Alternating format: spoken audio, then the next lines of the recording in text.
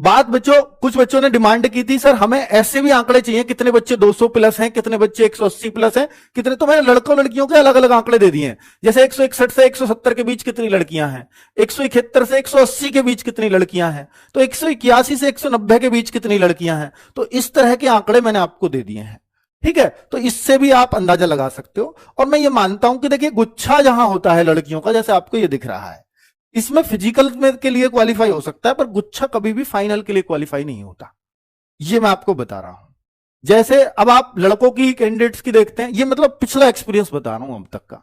तो 160 से 170 तक लड़के इतने हैं, 171 से 180 तक जो मेल इतने हैं, मतलब लड़के इतने हैं, और ये इतना। तो यहां आप देख रहे हैं जितना भी ऊपर बढ़ता जा रहा हूं तो और कम होता जा रहा है। हालांकि जो हमने बच्चों का आंकड़े ये जो लिए हैं ना, ये 100 बच्चों से, देखिए मैंने आपको दिखा रखा होगा पिछली वीडियो में, 1,13,000 बच्चों का आंकड़ा लिया, 1,26,000 में से। उसका कारण है 100 से 260 तक का ही आंकड़ा लिया हमने, 100 से 260। 260 से ऊपर हमने ये मान लिया भाई मैं उन बच्चों से क्षमा चाहूंगा कि जिनका 260 से ऊपर होगा रियल में, मैं उनको इस सर्वे में मैं नहीं शामिल कर पाया हूं, क्योंकि कुछ फेक डेटा हमें 260 से ऊपर मिला, तो हमने उनको सबको अलग कर दिया इसमें से। और 100 से कम वाले नंबर वाले बच्चे अगर रहे भी होंगे, वैसे तो बहुत कम ने भरता, कोई 100 से कम वाला क्यों भरेगा, है ना। अगर जिसने भरा है तो हमने वो फेक ही माना है। तो हमने 100 से और 260 अपनी रेंज रखी है, उसमें 1,13,000 बच्चों का डेटा हमें मिला, ठीक है। उसमें पर कुछ किसके क्वेश्चन कम थे, मान लो किसी बच्चे ने 90 क्वेश्चन भर दिए, तो भाई वो हमने क्वेश्चन फिर काउंट नहीं किए हैं, क्योंकि आपने बहुत सारे बच्चों ने वो क्वेश्चन भर रखे हैं। ये तो 13,000 ने फेक नहीं दिया। फेक तो मेरे ख्याल से जो भरने वाले थे वो बस 500,000 बच्चों ने फेक किया है, वो कर देते हैं, इतने जो शरारती तत्व तो हर जगह मिल जाते हैं, वो कोई बड़ी बात नहीं है। अब बात करते हैं आगे कि बच्चा एक चीज जिसके लिए मैं कह सकता हूं कि ये लगभग एग्जैक्ट बैठेगी, और एग्जैक्ट इसमें ये नहीं कि ये मार्क्स एग्जैक्ट बैठेंगे, पर एग्जैक्ट इसमें एक चीज बैठेगी कि जो हम ये बता रहे हैं कि शिफ्ट, क्योंकि ये गलत नहीं होता, ये बच्चों के आंकड़े ये गलत नहीं होते, जो शिफ्ट सबसे हार्ड हम लोग बता रहे हैं वो हार्ड ही बैठती है। ये हमने एसएससी में भी एक्सपीरियंस किया है, या पीछे यूपीएसआई में भी है, जहां भी जो बताई है वो शिफ्ट वैसी ही बैठी है। तो जैसे 23 अगस्त की शिफ्ट 2 सबसे ज्यादा नॉर्मलाइजेशन अगर किसी को मिलेगा तो इसको मिलेगा। अब आप कहोगे सर 30 अगस्त की शिफ्ट 2 भी, क्योंकि इसमें 4 क्वेश्चन गलत थे तो बच्चों के इसमें नंबर कम बनेंगे, ऑब्वियसली कम बनेंगे, क्योंकि इनका पेपर ही 146 नंबर का रह गया, 4 या 6 जो भी क्वेश्चन गलत थे। उनका क्या होगा, उनका मैंने आपको बता दिया कितने नंबर मिलने वाले हैं उनके, उसके पिछले वीडियो में मैं जिक्र कर चुका हूं, वो फॉर्मूला भी बता चुका हूं बच्चे। अब इसके लिए आपको एक और बात बता दूं कि उन सबको मार्क्स मिलेंगे चाहे कुछ भी मिले, तो इसको हो सकता है नॉर्मलाइजेशन इतना ना मिले, क्योंकि जब मार्क्स मिल जाएंगे ना तो नॉर्मलाइज फिर इसका एवरेज बढ़ेगा, क्योंकि वो सबको मिल रहे होंगे, तो फिर हो सकता है इतना नॉर्मलाइजेशन तब ना मिले, ठीक है। ये पॉसिबल है। 25 की सेकंड शिफ्ट में 2 प्रश्न बिल्कुल गलत हैं, उनके नंबर मिलेंगे बच्चे को, तो हो सकता है 25 की सेकंड शिफ्ट में फिर ये नॉर्मलाइजेशन, तो क्योंकि वो सबको मिलेंगे तो एवरेज स्कोर इनका बढ़ेगा, तो जाहिर सी बात है 1-2 नंबर फिर जो हम कह रहे हैं उससे कम नॉर्मलाइजेशन मिले। ऐसा इन 2 शिफ्टों में हो सकता है, हालांकि और शिफ्टों में भी 1-2 प्रश्न हो सकते हैं गलत, तो पर मैं इन 2 शिफ्टों का एक एग्जांपल लेकर के बता रहा हूं आपको। तो भाई नॉर्मलाइजेशन आप ऐसे मान सकते हो कि जो सबसे ज्यादा 23 अगस्त की सेकंड शिफ्ट वो हमने निकाला 8.46, ये हो सकता है 9 बैठ जाए या 10 बैठ जाए, बहुत ज्यादा फर्क नहीं आएगा।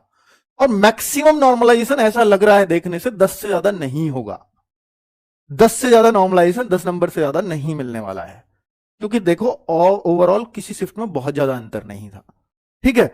अब किस शिफ्ट को सबसे आसान, तो हम देख रहे हैं 24 की सेकंड शिफ्ट, और आप देखो 188.75, 30 अगस्त की फर्स्ट शिफ्ट भी आसानों में है, 31 की तो दोनों शिफ्ट ही लगभग आसान सी हैं। तो मतलब ये जो है ना, ये शिफ्ट आसान है, इनको नॉर्मलाइजेशन का फायदा उतना ही कम हो रहा है, ठीक है। ये क्लियर है बच्चों, तो ये स्क्रीनशॉट जरूर रखिएगा, और जब आपको नॉर्मलाइजेशन मिलेगा तो ये बड़ा काम आएगा आपको उस टाइम पे, ठीक है।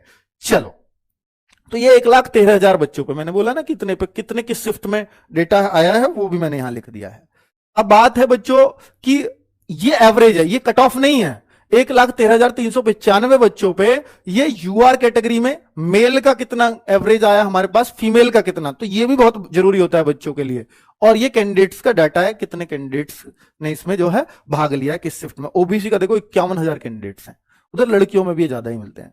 तो अभी कितना कितना आप ये, अब आप सोच रहे होंगे सर ईडब्ल्यूएस का एवरेज ज्यादा है, तो ये कट ऑफ भी ज्यादा जाएगी क्या? नहीं, इसमें बहुत सारे बच्चे जनरल में काउंट होंगे, बहुत सारे। और ईडब्ल्यूएस किसी भी सूरत में नहीं लगती कि वो जनरल से ऊपर जाएगी। तो ईडब्ल्यूएस और ओबीसी में बहुत कम अंतर, जब इतना ऊपर जा रही हो ना तो ऐसा लगता है कि ईडब्ल्यूएस और ओबीसी में बहुत अंतर देखने को नहीं मिलेगा बच्चों को। ठीक है, चलिए। और ex serviceman, freedom fighter, home guard का हमें बहुत ज्यादा डेटा नहीं मिला, तो भाई जितना मिला उसका एवरेज ही आ रहा है, तो उसकी हम कट ऑफ नहीं दे पाएंगे।